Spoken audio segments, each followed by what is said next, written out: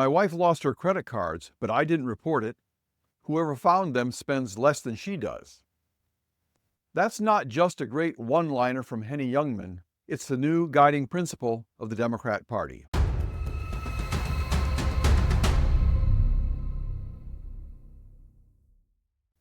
Did you know Kamala Harris does stand-up? It's true. She's even emulating the work of some of the greats like Henny Youngman. Here's Henny Youngman. She lost all her credit cards. I'm not going to report it. Why should I? One who found them spends less than she does. Now here's Kamala Harris. As an aside, I'll tell you, having done the work I've done, it is our undocumented immigrants that are the least likely to commit a crime.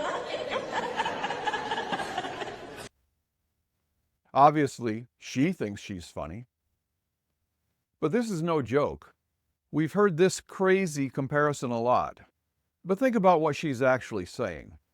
The fact that any crime is committed by someone who isn't even supposed to be here is a problem. We have young women like Laken Riley being attacked and murdered while out for a morning jog. Women being set on fire, burned to death in a New York City subway car.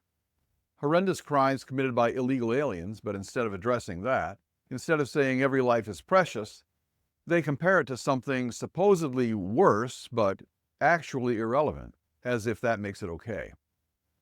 This isn't a valid defense of illegal immigration. It's an admission that crime is happening when it never should have in the first place. We opened this series talking about this ridiculous comparison and the question, why don't the Democrats and fake news ever come up with useful data? It's surprising that no one is mocking the comparison, as it's ripe for ridicule, as the Henny Youngman line shows. You should think about this and put some other dumb comparisons in the comments. There should be dozens of memes about it. And this isn't just a cheap solicitation for comments to help the algorithm. Seriously, there should be a lot of jokes about this. The Democrats use this line because it's catchy, even though it's a lie. That's right, we're not attacking this silly comparison just because it's silly. It is silly, but even more than that, it's factually false.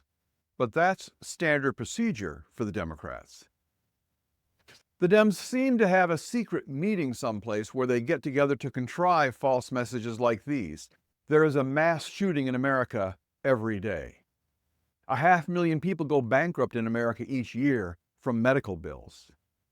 COVID came from a Chinese wet market. Global warming is making winters colder.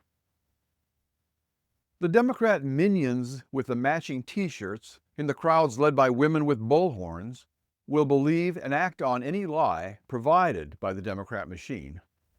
And this myth about law-abiding illegal aliens is just one more lie. The lie is very widespread. A Google search on the myth of immigrant crime shows dozens of recent news articles. These articles say that study after study shows that illegal immigrants commit crimes at lower rates than native-born Americans. Well, it shouldn't be too hard for us to find one of those studies then. And we will, but first let's warn you, there is not study after study. There is group after group writing article after article about studies, and other groups doing the same study over and over. There are really only 3 studies. All of them are flawed. None of them show that immigrants commit a small amount of crime, and you'll be able to see that for yourself. First, let's look at Reuters. Reuters news agency says that a range of studies by academics and think tanks have shown that immigrants do not commit crime at a higher rate than native-born Americans. That's a quote. They give 5 examples. Oopsie, they've reframed the issue. The article correctly states that Trump blames illegal immigrants for violent crime. That's in the first paragraph. Now they're giving us examples of studies involving legal immigrants, and therefore totally irrelevant. But that's not the only problem. Let's take a closer look.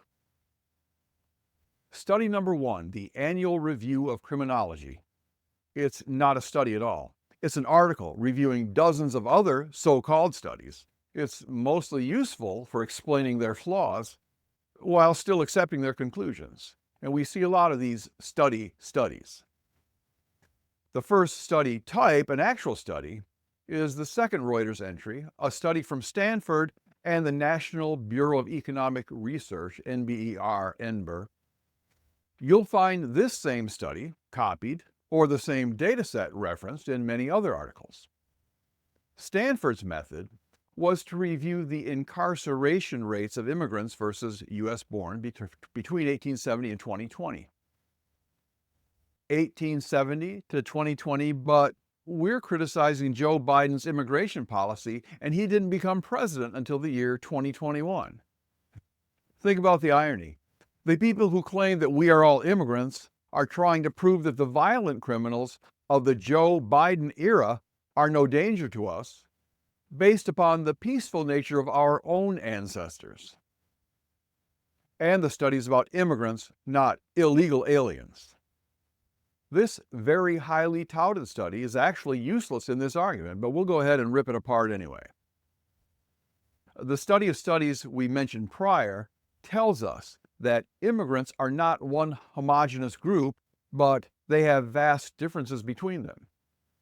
Wouldn't you say the fact that most of the immigrants in the early 20th century came from Europe, came as families, and came here intending to find work, make a home, and make a new life, automatically makes them vastly different from the Joe Biden criminals fleeing dirt hole countries in Africa, Asia, and South America today? A racist could have a field day with this information. But theoretically, these differences could mean we're getting better people here today, but for better or for worse, that study is useless based just on these demographic grounds. Another problem is right there in the title. Just like all of these papers, what the fake news and the Democrats claim and what the research articles show are two different things. Reuters claims immigrants commit less crime, but the news article investigates how many immigrants are put in jail.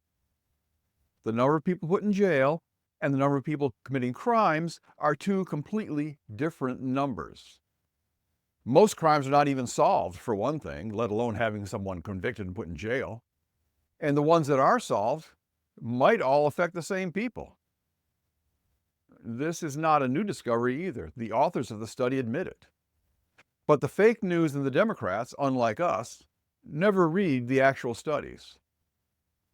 Moreover, and now let's all show that we're smarter than the researchers at Stanford University, there's no such requirement as one man, one crime. By using incarceration rates as a proxy for crime rates, they're saying each man in prison committed the same amount of crimes. So their data keep getting more and more holes in them. And that's not even getting into which crimes are more serious than others. Maybe there were more native-born Irish bootleggers in prison in the 1930s than there are Venezuelans today. But I don't think it's the bootleggers we care about when there are multiple murderers running loose in our country. The Stanford study is comparing two values, the incarceration rate versus the immigration status. And we've shown that the incarceration rate is a useless statistic. But what about that other value, the immigration status? Well, problem is, not only do they not know how many crimes are committed by the people in the study, they also don't know who was an immigrant or not. They don't know who's an immigrant, legal or otherwise. This study is a little bit shady because it never says exactly how they determine who is an immigrant. They refer to census ACS samples, which in other studies of this type means computer modeling of other census data. Basically, they wrote a computer program to guess who was or was not an immigrant. But of course it's moot because the study never intended to answer the real question about rape and murder and other violent crime, which is commonly committed by illegal immigrants after 2021.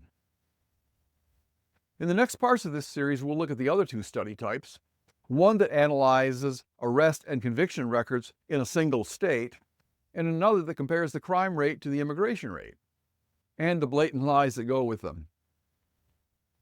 They have some of the same flaws as the study we just looked at today, and some new flaws.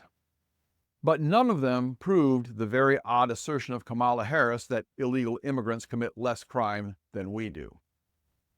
As an aside, I'll tell you, having done the work I've done, it is our undocumented immigrants that are the least likely to commit a crime.